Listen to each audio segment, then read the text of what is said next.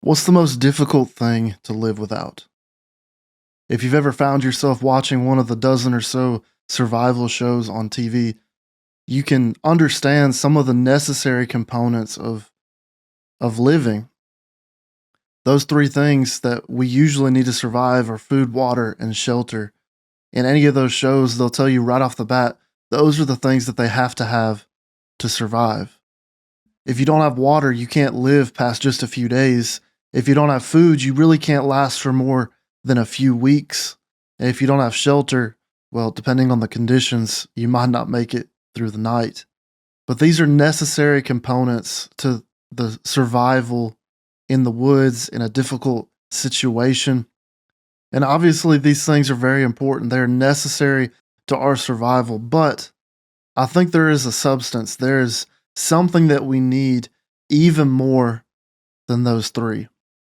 While those three things are necessary to our physical survival, I believe that there is one thing that we have to be able to survive mentally, emotionally, and I believe it even leads into our physical survival. And that one thing is hope. A lack of hope is what drives people to do incredibly sad things with their life.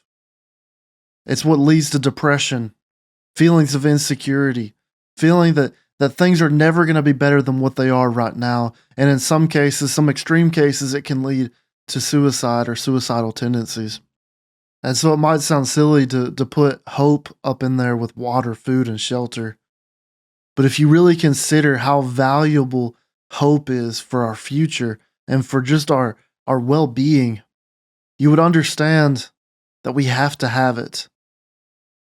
Hope is the spring of life that keeps our minds, hearts, and souls to keep pushing forward no matter the hostile environment. No matter what life throws your way, hope is the thing that keeps you grounded and keeps you motivated going forward. Unfortunately, today we live in a society, in a world that just feels like there's not a lot of hope out there. Maybe you've felt that in your own life where it doesn't feel like there's a lot of hope going around, like maybe things really aren't going to get any better. So that's what we want to talk about. And this week and in this season of the After Youth podcast, we're going to talk about hope, where to find it, how to get it, and how we can lean on the promises of God to maintain hope in our lives. So to kick it off, we're going to answer the question, is there even anything left to be hopeful about?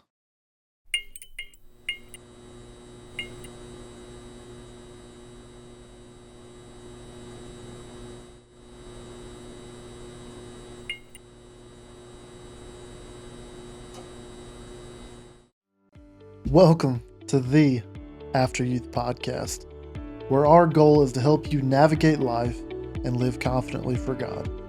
I'm your host, Josh Cave, and I've spent my life diving into difficult questions about the Bible, and that even led me to earning a bachelor's degree in Bible and theology. And I want to use what I've learned to help you in your walk with God. If you're new to our content, welcome. This season, we're talking about finding hope in a hopeless world, and I promise you do not want to miss a single episode. If you've been listening for a while, please support us by subscribing wherever you're listening or watching and giving us a 5-star review. Also, we would love to hear from you. If you'd want to reach out to us on social media or leave a comment wherever you're watching and listening, we would love to hear your thoughts. So let's jump into the episode. In my life, I've seemingly found it easier and easier to get overwhelmed and anxious about everything that's happening in the world. This is just me being honest with you, because a lot of times we like to put up a good front where everything feels good and we feel good and the world's okay. But in all honesty, as we sit there and doom scroll social media and we get caught up in negative headlines, it can be really discouraging. It can be really disheartening, and it can be really easy to get anxious.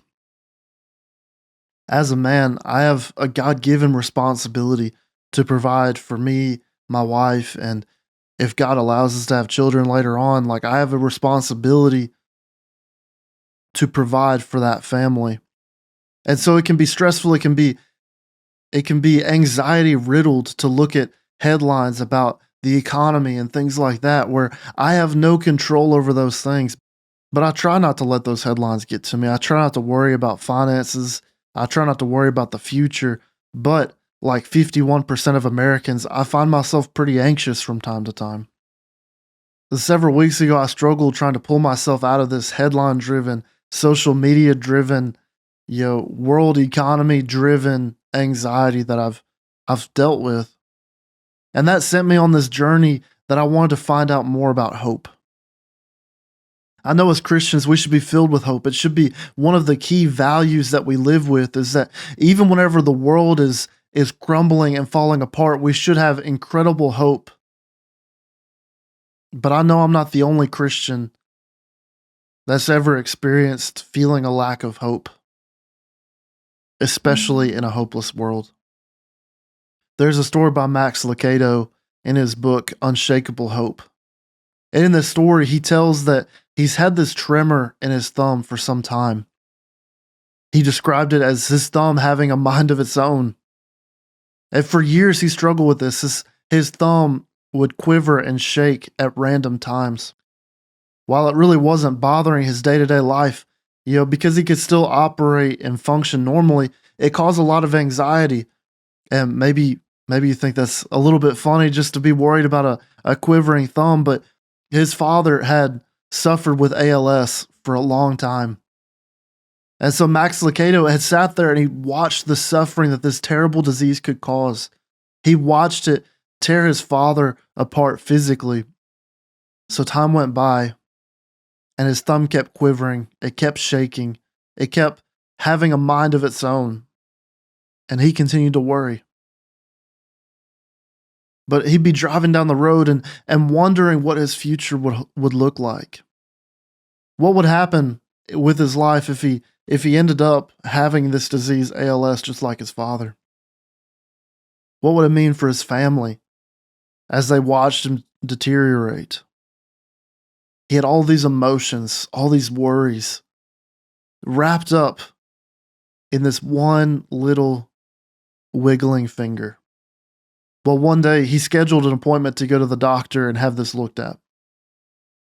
They ran all these tests and they took blood work and they did all these things trying to figure out what was wrong with him. Max Lucado had spent years leading up to this moment, pushing it back, worried about it, stressed out about what would happen in this very moment. And so as the doctor knocked on the door and let himself in, he was worried about it. He was anxious. He was afraid of what the results could be. The doctor walked in and ran a few tests that were, just simple tests. Finally, after a long time of being in the room, the doctor said, "There's no need to worry." They go back and forth with each other, and Max Lucado says, "Are you sure? Are you sure there's nothing to worry about?" And the doctor says, "Yes, there's nothing is going to happen." Max Lucado says, "Finally, you're sure? You are 100% positive nothing is going to happen because I've been worried about this for a long time and you're sure nothing's going to happen." And the doctor looked at him and said, "I promise. The tremor in your thumb is nothing to worry about." Max Lucado goes on to explain that for the first time since his thumb began to quiver, he had a new chance to look at this. He said, and I quote, "I could ponder the problem, or I could remember the promise. I could choose anxiety, or I could choose hope. I opted for hope. From that moment, each time the thumb has misbehaved, I've thought of the promise from the doctor. What was once an anxiety-riddled problem in his life became an opportunity to believe in the promise. The doctor had promised him that nothing was going to be wrong, that his thumb was totally okay. Everything was going to be okay. And Max Lucado was right. He had every opportunity to still consider the problem. Maybe the doctor was wrong. Maybe they misdiagnosed him. Maybe they missed something that they couldn't see at the time. He could go on list after list after list of reasons to continually be anxious about the problem, but he chose to hold on to the promise.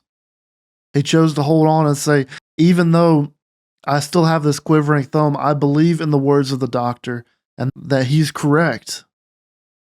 And my thumb is never going to be a problem. My family is not going to have to watch me deteriorate that quickly from a disease. And this story for me was a game changer. Every day we all have that exact same choice, me included. When we look at the headlines, whenever we look at things going on in the world, you have the option to get worried. Regardless of what you get anxious about, maybe it's not the headlines. Maybe you get anxious about trying to get into the right school. Maybe you get anxious about trying to get into the right job, or maybe you get anxious about trying to find the right person to be with. As many people as there are in the world, there's a different anxiety, a different worry, a different stress that we can all have. So regardless of what you get anxious about, you have the choice of whether to continue to live in that anxiety or to lean on the promise. I believe that God didn't call us to live every day of our lives worried and anxious and afraid. Instead, just like the doctor did for Max Lucado, God has given us promises. Those promises are found all throughout Scripture. And for the Christian, we have the opportunity every single day to choose anxiety or choose to live in the promises of God. D.L. Moody said, "If you were to spend a month feeding on the precious promises of God, you would not be going about with your heads hanging down, complaining how poor you are, but you would lift up your heads with confidence and proclaim the riches of His grace because you could not help it." And so in our lives, we are completely filled with information. Headlines, tweets, social media posts. There are a million places to find negativity in this world. But I believe that D.L. Moody challenges us in this statement by saying that if you will shift your focus from these worldly things and focus it back on the promises of God, you will change your mindset to go from somebody that is looking down, dragging their face across the ground, to somebody with their head up and can declare the goodness of God. Because when you trust in the promises of God, you can stand strong. You can stand knowing that God has a hold of your life. And I think that is the moral of Max Lucado's story, is that even though he still had a problem in his thumb, he could trust the promise of the doctor. Throughout these next several episodes, we are going on a journey of rediscovering hope and finding hope in a world that sure feels hopeless. I want you to join us next week as we look at the power of trust and how that impacts our daily lives. We'll see you next time. Thank you so much for listening to this episode. We pray that it has helped you in your walk with God. If you don't mind, don't forget to like, subscribe, and drop a comment. There's a lot of other content that we're working on right now, so we will see you very soon.